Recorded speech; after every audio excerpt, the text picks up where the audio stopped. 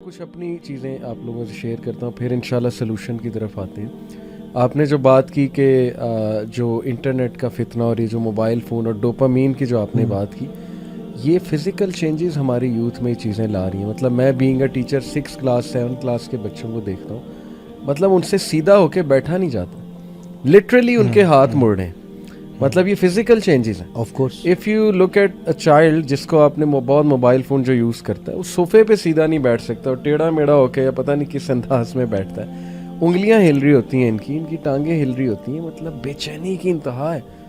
اور اسی لیے کتنا مشکل ہو چکا ہے یہ جو ایجوکیشن سسٹم میں ان کو پڑھانا ہے، کیونکہ یہ ٹک کر بیٹھنا نہیں. ایگریشن بہت آ گئی. یس ایسی شرارتیں ہیں جو میں ہماری ایج میں ہم سوچ بھی نہیں، یعنی ٹارچر دینے والی شرارتیں ہیں. یعنی کوئی بیٹھنے لگا ہے تو پن رکھ دی، بالکل. مطلب وہ چبھے گی یار، آپ کو احساس نہیں خون نکل سکتا ہے. اچھا پلاس سے یوں بال کھینچ رہے ہیں ایک دوسرے کی، ٹارچر ہی ہے نا. مطلب اس طرح کی سزائیں تو ہو گوانٹانامو بے میں. پرینک ویڈیوز جو آج کل جس طرح پرینک ویڈیوز، پھر ڈوپ کی ویلیو، ڈوپ آپ کو پتہ ہے انسینسٹیو بناتا ہے. یس تو یہ کوکین سے بھی علی بھائی ڈینجرس ہے. آپ نے جو بات کی نا، یہ نشہ یہ کوکین سے بھی ڈینجرس ہے. علی اس حد تک میں آپ کو سوری آپ کی بات میں نے کاٹ دی، میں اس حد تک آپ کو یہ چیز بتا رہا ہوں کہ جو چیزیں میں کیسز دیکھ رہا ہوں اور جن لوگوں سے میری بات چیت جب ہوتی ہے، ابھی میرے پاس نا ایک میں نام نہیں لیتا، پورنوگرافی کے حوالے سے ایک چینل پہ میری بات چل رہی تھی کہ جی ہم پروگرام شروع کریں اس کے اوپر. تو وہ جو پروگرام کے پروڈیوسر تھے انہوں نے مجھے کہا جی آپ کو 1 گھنٹہ ہم بٹھائیں گے، کون دیکھے گا آپ کو 1 گھنٹہ ٹی وی پہ بیٹھ کے، اور یہ آپ کا جو ٹاپک ہے اس پہ کون. میں نے کہا جی تو مجھے ایک بات بتائیے کہ آپ جو یہ جو ڈراماٹائز کر کے چیزیں دکھا رہے ہیں، اس سے آپ قوم کا بھلا کر رہے ہیں. ہاں ہم تو ان لوگوں کو انصاف پہنچا رہے ہیں جن لوگوں کو انصاف نہیں ملتا. تو اچھا اللہ کی کرنی جو ہے نا وہ بڑی، اللہ کے کام اللہ ہی جانتے ہیں. صحیح. اس پروڈیوسر کے اپنے سگے بھتیجے کے ساتھ وہی کام ہو گیا، 14 سال کے بچے کے ساتھ. تو میں نے ان سے سوال پوچھا، انہوں نے مجھے کہا جی اس بچے کو آپ سے کاؤنسلنگ کرانی ہے، ٹراماٹائزڈ ہے. تو میں نے کہا جی اس کی بھی تو ویڈیو چلائیں نا آپ. نہیں یہ تو میرا بھتیجا ہے. یہ میں اس لیے بتاؤں کہ ہمارے جو میڈیا بھی جو کچھ کر رہا ہے، پیرنٹس کو یہ سمجھ آتی ہے کہ یار وہ تو صرف ایک پروگرام ہی دیکھ رہے ہیں. صحیح بات.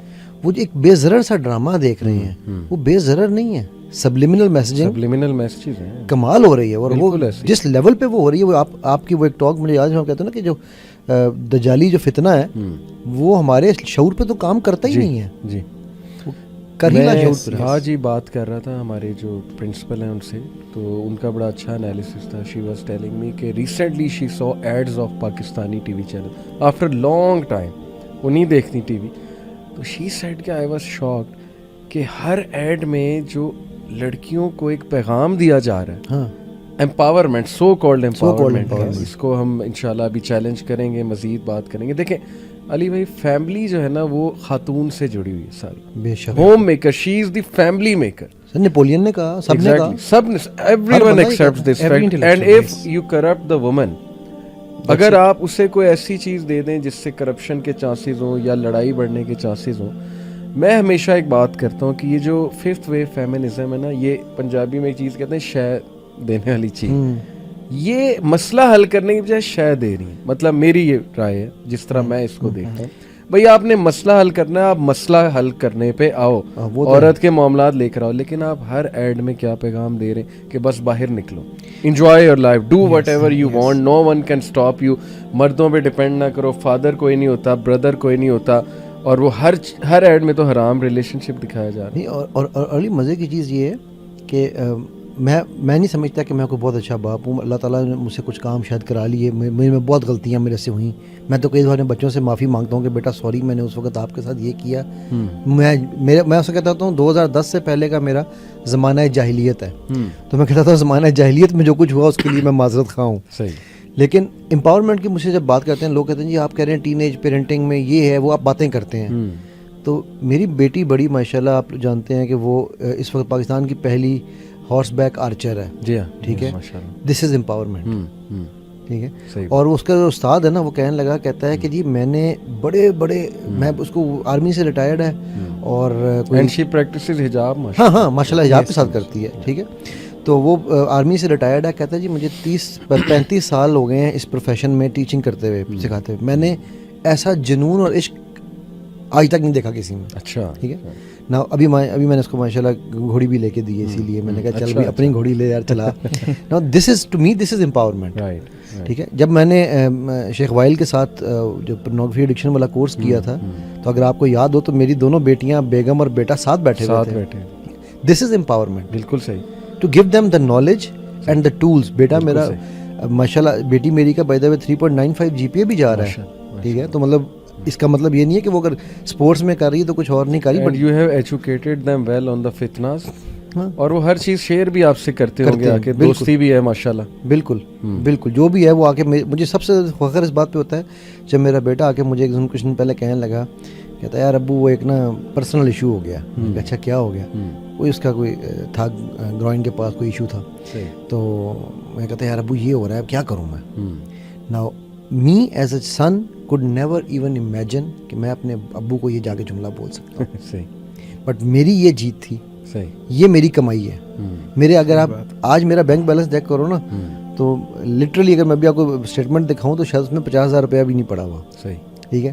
لیکن جو ہے لگا دیا, اور بچوں کے ساتھ لگا. ابھی مجھ سے عبداللہ پوچھ رہا تھا جی وہ بزنس کیوں چھوڑ دیا, یا کیا ہوا.